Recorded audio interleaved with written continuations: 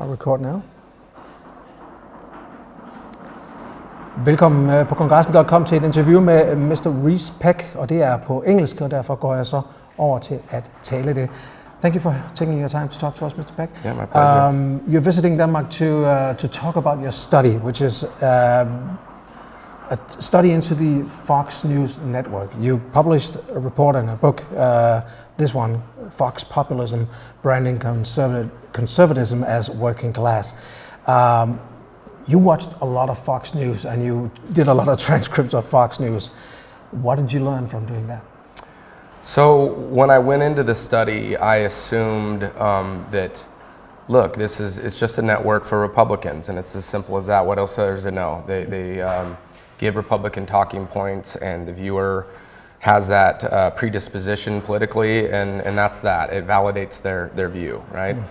But what I learned in actually watching it, as opposed to just, that's my assumption, is that there were elements to the network's programming style that, yes, promote Republican policy goals, but cannot and should not be reduced to those policy goals. There are things that are kind of extra partisan or meta-political. They're beyond just the partisan talking points, stylistic elements that connect with the audience in ways that you can't just boil down to conservatism or political ideology.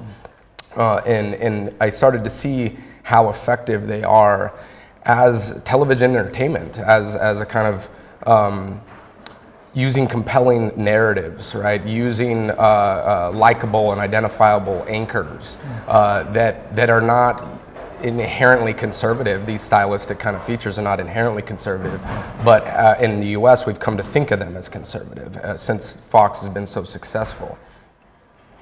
So yeah, it was really, I started to zero in on specifically the way they use these kind of old populist stories and themes to really present their kind of audience as a working class underdog. And conversely, to see liberals, the liberal opposition, and people that vote Democrat as kind of cultural snobs. And so this has less to do with political philosophy or your policy beliefs, and more to do with social identity and kind of the groups that you see yourself aligned with. What was the main purpose of doing that? Why are they trying to obtain this goal? I think early on, the key creative figures like Rupert Murdoch and Roger Ailes realized that, creating a market for conservative news entailed more than simply, again, giving people Republican talking points. They understood that partisanship is often expressed as as a social identity, as social groups. And it also happened at this moment in the history of American television, where because of cable and because of satellite, it was starting to fracture into little television niches. And they knew in this new television landscape, the winning strategy was to create a distinct brand. You could no longer just broadcast to a universal audience. The people that were effective created a kind of niche, but a loyal, hardcore fan base. And that's how you win in the new television kind of landscape. You do not do it by appealing to this kind of wishy-washy middle. And so CNN and MSNBC, the cable news competitors, were slow to realize this, where Ailes and Murdoch kind of understood quickly that you have to create a distinct identity for your network. And that was the name of the game in this new hyper-competitive television landscape that emerges in the 80s and 90s and really takes speed even further in the 2000s. Right. The position Fox News has now in the media landscape, how would you describe that position they have? I would say it's a dominant position. There's a term in mass comm called intermedia agenda setting, and that basically means the kind of influence that one news outlet has over the entire media ecosystem. So Fox News may have a small audience, 3 million watch the primetime shows, a little more than that. But their influence doesn't stop at the living room of the audience member. Other journalists cover Fox News, and then they replicate their narratives and their framing. And so they're much like, the New York Times on, maybe you'd argue on the left, in that they have influence over the entire U.S. Media ecosystem, and that allows conservative viewpoints to drive the narrative often on certain policy views. Like the Great Recession is like what my study looks at. They were very effective at framing that crisis, shifting public anger away from government. Initially, that's where it was aimed at, toward, shifting public anger away from Wall Street and then shifting it toward government. Right. What has the way that Fox News has developed and has become a dominant figure in the media market, how has that influenced other media outlets to change their dynamics and directions? Right. So when Fox, I think that MSNBC and CNN, for a while, they kind of put their head in the sand and they didn't really reckon with what was happening. Fox was getting higher and higher ratings, and they said, we're just going to keep being, neutral and, practice this professional style of news like the network news shows of the past.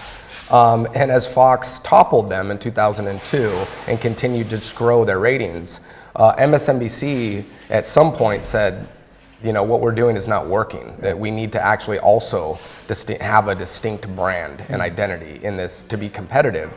And so you see around 2006, they more or less adopt a kind of partisan branding strategy, but to the left, liberal with Keith Olbermann, is really the beginning of it, but then with Rachel Maddow and the other hosts that follow. So I think they introduced their partisan branding strategy affected the whole national media landscape, because other networks to the left and the right started to engage in kind of these partisan branding strategies, and with that they started to actually inject more opinion as the opinion news format took off, political talk over the traditional news reporting of the past, where it's just a straight newscast. And so two ways, right? In those two ways, both they changed, kind of made it geared toward more partisan style of journalism in the U.S., but also the format changed, more opinion over reporting. And that has spread to many other news outlets. CNN, for example, is becoming quite the opposite of Fox News. Yeah, would you agree? It's interesting. It's almost like CNN has, in recent years, kind of leapfrogged over MSNBC in some ways. Is kind of more liberal. It's tricky because I still think CNN has a kind of split identity. There's some hosts, they're like all over the place to a degree, but I think, there's been much more of an orientation to the left with some of their shows. Now they would say, no, that's not the case, and we're neutral. Fox would say that, by the way. Fair and balanced. Yeah, right. They're all still evoking, the kind of the principle of neutrality of professional journalism, but I think they're sensing something in the winds with the kind of progressive tide that we saw in 2018, and they're responding to it. If you could describe what Fox News is for Danes, because we don't get to watch it in the US version, how would you describe that to somebody who's never watched a minute of Fox News? What Fox News is?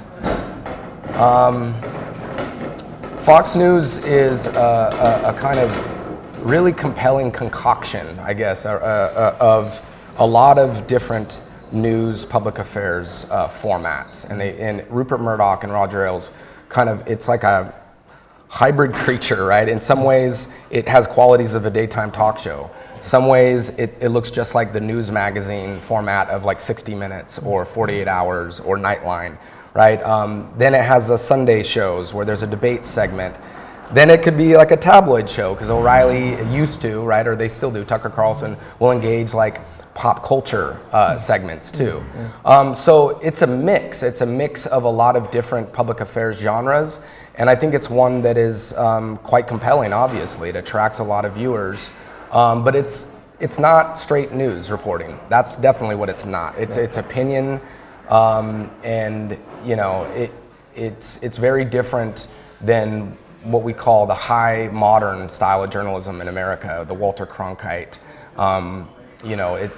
It's been divorced from that for a while. Now their Sunday shows and their daytime shows are more they appear more like the straight news reporting of the past, but The primetime shows are, they're like talk radio as well. I didn't add that. You know, talk radio kind of innovated this opinion, combative, bombastic, partisan style.